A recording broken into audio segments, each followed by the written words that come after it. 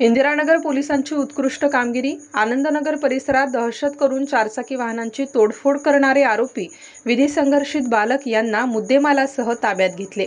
स्वराज्यनगर नाशिक येथे दहशत निर्माण करून चारचाकी वाहनांची तोडफोड करणारे अज्ञात इसमांचा शोध घेऊन त्यांचेवर कारवाई करण्याबाबत इंदिरानगर पोलीस ठाण्याचे वरिष्ठ पोलीस निरीक्षक तृप्ती सोनवणे यांना सूचना व मार्गदर्शन केले होते।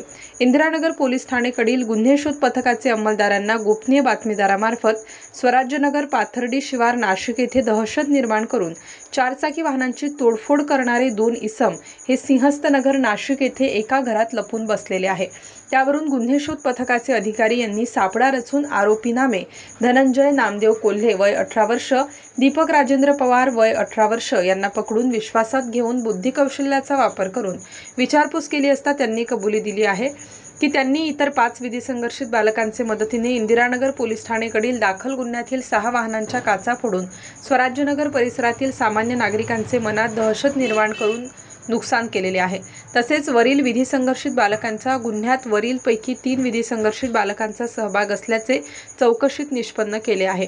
सदरची कामगिरी गुन्हे शोध पथकाचे अधिकारी संतोष फुंदे, पोलीस नाईक परदेशी, पोलीस शिपाई सागर कोडी, पोलीस शिपाई अमोल कोथमिरे, पोलीस शिपाई सौरभ माडी, पोलीस शिपाई जयलाल राठोड, पोलीस नाईक 394 सागर परदेशी, पोलीस शिपाई दीपक शिंदे, पोलीस शिपाई योगेश जाधव यांनी केली आहे। सदर गुन्ह्याचा पुढील तपास पोलीस हवालदार 236 के.आर. पवार हे करीत आहेत। स्टार न्यूजसाठी मोहसिन पठाण, नाशिक।